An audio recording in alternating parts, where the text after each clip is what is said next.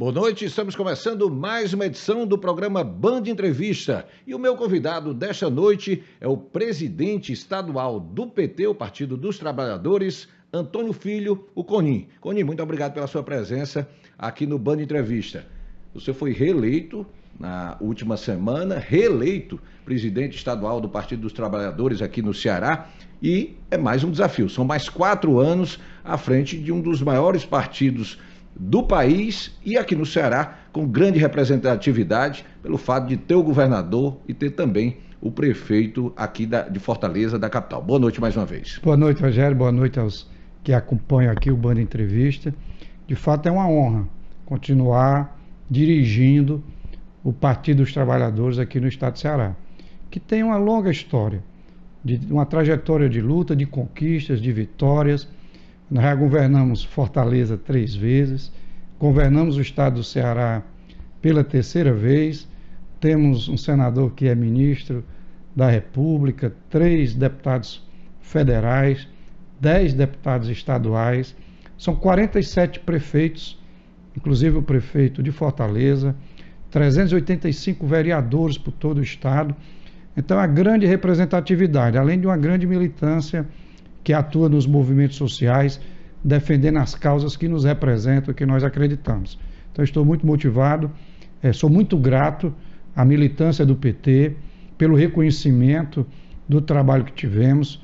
Quero aproveitar, Rogério, se você me permitir, também para agradecer o apoio das lideranças do nosso partido, o governador Elmano, o prefeito Evandro, o ministro Camilo, o deputado Guimarães, o deputado Zé Ayrton, nossos deputados, prefeitos e vereadores e a toda a militância e dirigentes do PT no Ceará.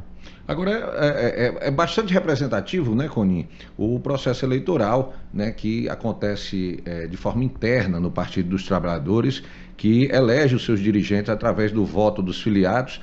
E no domingo passado foi bastante representativa a participação de todos os filiados na eleição desses dirigentes em nível municipal, também em nível estadual e em nível nacional, aí, que colocou o Edinho Silva, né, ex-prefeito de Araraquara, como novo presidente nacional do PT. Né? Verdade, Rogério. Para você ter uma ideia, só no Ceará mais de 52 mil filiados e filiadas compareceram para votar no PED, que nós chamamos Processo de Eleições Diretas do PT.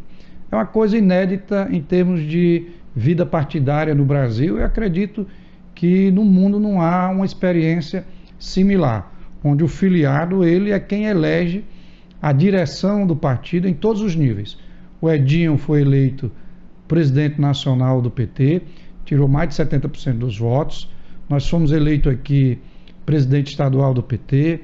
O Antônio Carlos foi eleito presidente em Fortaleza.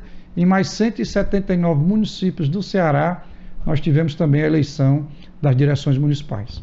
O Partido dos Trabalhadores, né, tem as suas correntes políticas, né, o que gera realmente muito debate, porque existem os temas de interesse nacional, os temas de interesse estaduais e dentro dos municípios. E as correntes acabam, às vezes, tendo posições diferenciadas. Num processo eleitoral desse, há muito desgaste, porque, de qualquer forma, uma tendência sai derrotada em relação à outra, depois volta todo mundo às pazes. Como é que funciona essa questão, vamos dizer assim, das divergências dentro do partido? Isso faz parte da cultura do PT. Nós já nascemos assim. Em 1980, quando foi para criar o PT, vieram vários matizes de pensamentos, de organizações da classe trabalhadora.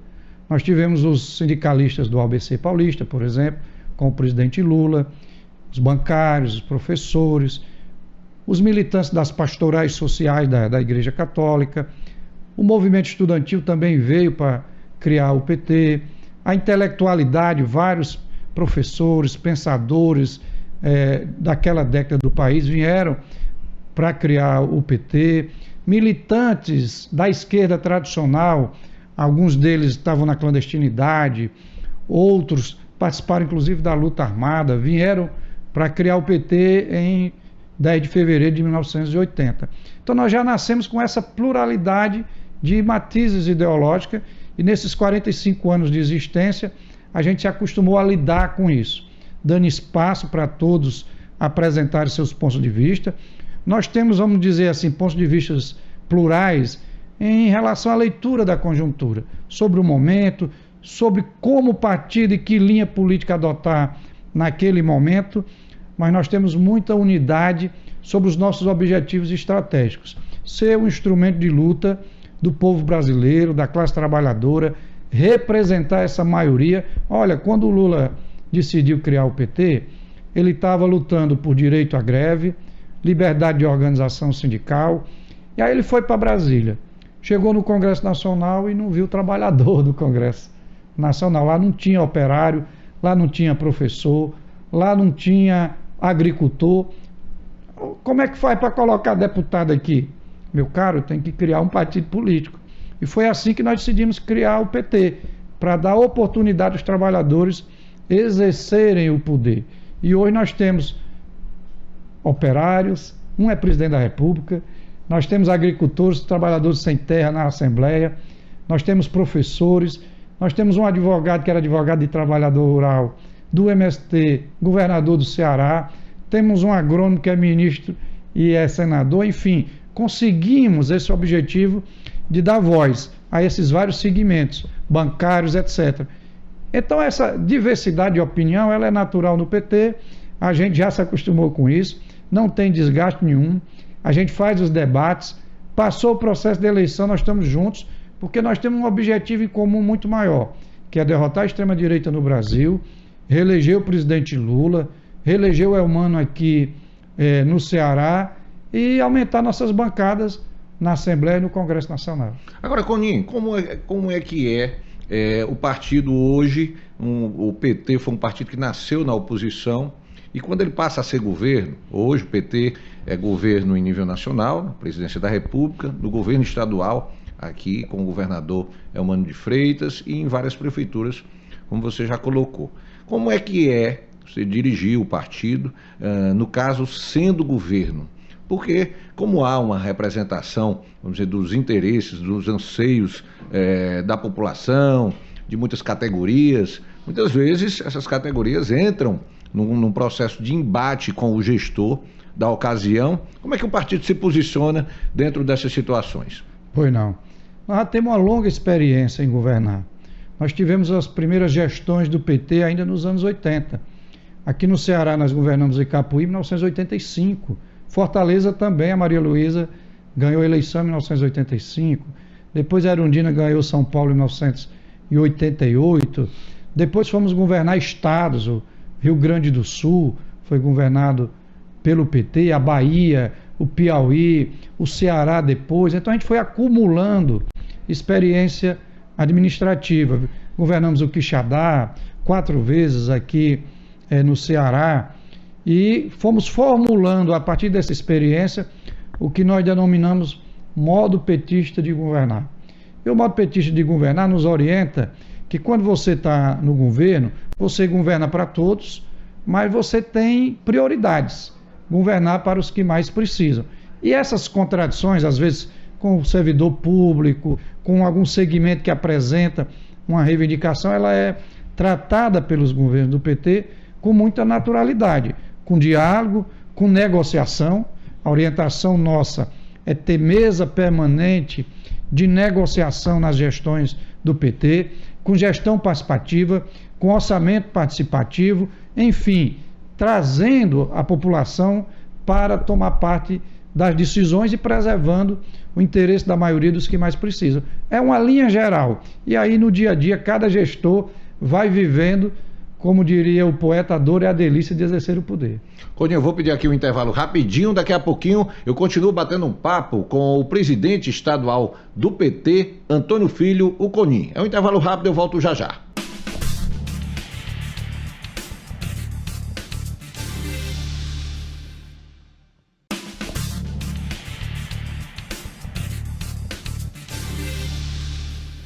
Estamos de volta com o programa Band Entrevista. Hoje o meu convidado é o presidente estadual do PT, Antônio Filho Coninho. Coninho, vamos falar agora um pouco sobre a administração, as gestões petistas, nível nacional e também aqui em nível estadual com o governador Elmânio de Freitas, além da administração do Evandro Leitão. Vamos começar aqui pelo cenário nacional. A gente vê aí, de acordo com as últimas pesquisas, que o presidente Lula vem recuperando aí índices de popularidade, principalmente depois de o Congresso ter derrubado aquele decreto do IOF e, paralelamente, ter aumentado as despesas aí com a criação de mais cargos, de mais mandatos, vagas para deputados federais. Como é que você está vendo aí essa administração do PT em nível nacional? O que é necessário para que o presidente Lula volte a ganhar essa musculatura no sentido de tentar concorrer à reeleição no próximo ano?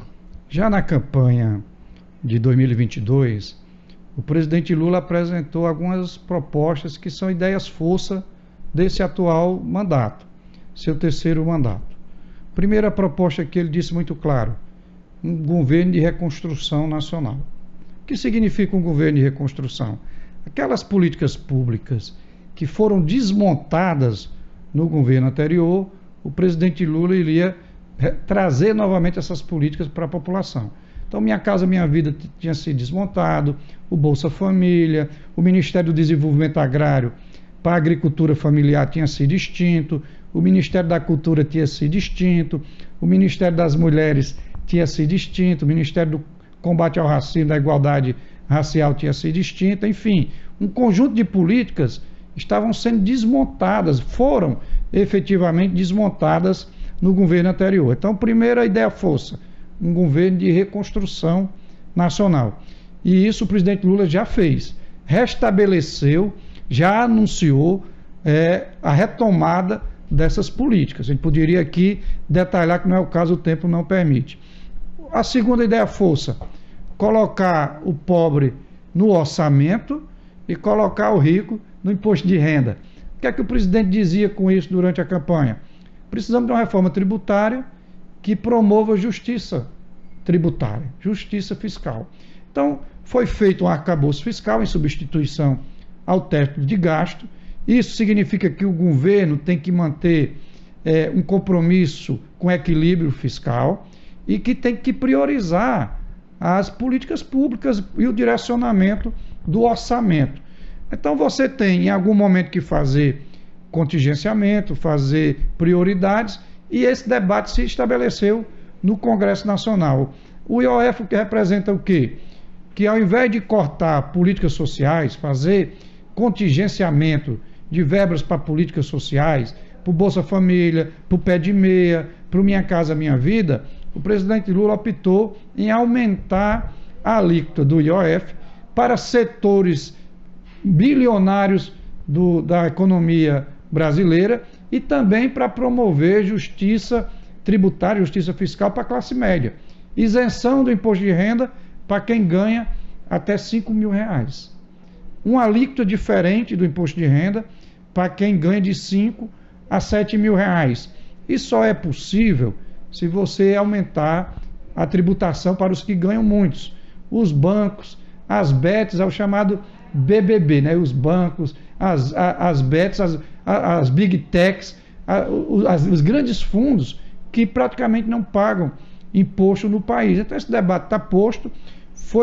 O Congresso Nacional tomou a decisão de revogar o decreto do presidente Lula. Isso foi judicializado.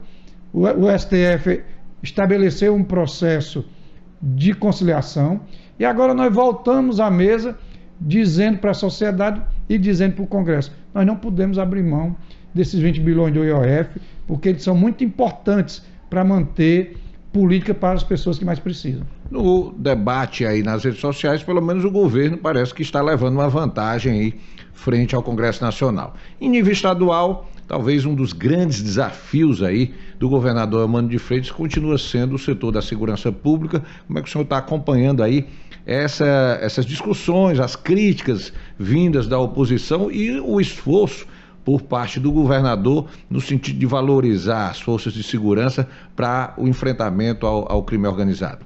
De fato, é um grande desafio não só do Ceará, mas do país, do mundo inteiro, no momento em que o crime ganha um outro patamar de organização.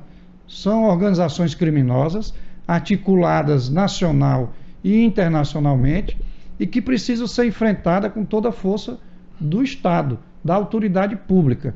E nesse sentido, o governador Elmano tem evitado todos os esforços para fazer esse enfrentamento. São muitos investimentos no fortalecimento das forças de segurança do Ceará.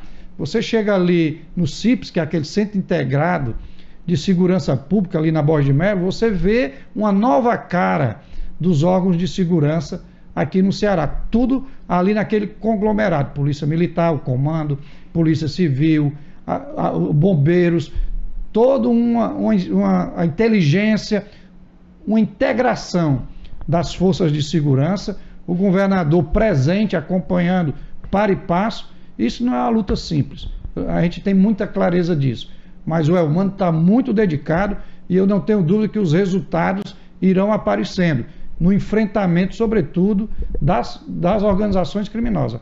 Eu acho que esse é o grande desafio da política pública de segurança, que nós temos, inclusive, que fazer um debate nacional. O governo federal começou, apresentou uma PEC, mas eu acho que nós temos que avançar ainda mais em propostas que unifique, por exemplo, os indicadores que hoje os estados medem de forma diferentes, os indicadores de segurança pública, unifique os sistemas de inteligência entre os estados, as alterações que precisam ser feitas na legislação processual, na legislação penal, uma integração não só do executivo, das forças de segurança, mas também do judiciário, do Ministério Público, em todos os níveis. Eu diria que é um desafio do país e que no Ceará o governador Elmano tem se dedicado muito a fazer a sua parte. E em relação aos 6 meses do prefeito de Fortaleza, Evandro Leitão, que pegou uma prefeitura aí com muitas dificuldades financeiras, já está conseguindo dar um pouquinho, vamos dizer assim, do seu perfil aí à frente do executivo aqui na capital? Eu pude acompanhar de perto, que eu estive secretário do Evandro Leitão na Regional 1, desde o primeiro dia da gestão, saí agora para a campanha do PED do PT. Vi o Evandro receber uma prefeitura terra arrasada, mais de 2 bilhões de dívidas. E essa gente que quer dar a lição de gestão fiscal para o Elmano. A prefeitura com capacidade de pagamento C, a chamada CAPAG C. Todas as operações de captação de recursos, de crédito da prefeitura nacional e internacionais, com taxas maiores, muito mais onerosas, e o Evandro está conseguindo administrar isso e definindo, editou um decreto de contenção por 6 meses, acho que vai prorrogar agora por mais um período, mas está mantendo serviços essenciais que foram desmontados no segundo semestre do ano de 2022. Enfrentou a quadra chuvosa com muito compromisso, agora já está no projeto Tá na Rua, que é todo o recapeamento asfáltico da cidade, a questão da saúde, numa forte parceria com o governo federal, com o governo estadual. O IJF está aí com a nova cara, a Santa Casa voltando a funcionar, o Hospital como o do Conjunto Ceará vai voltar a funcionar, enfim, o Evandro está no caminho certo, vai ser e já está sendo um grande prefeito para Fortaleza. Coni, muito obrigado pela sua presença aqui no Band Entrevista. O nosso tempo, infelizmente, aqui chegou ao final. Vou agradecendo a você que esteve nos acompanhando até agora e a gente já marca um compromisso para o próximo sábado. Até lá.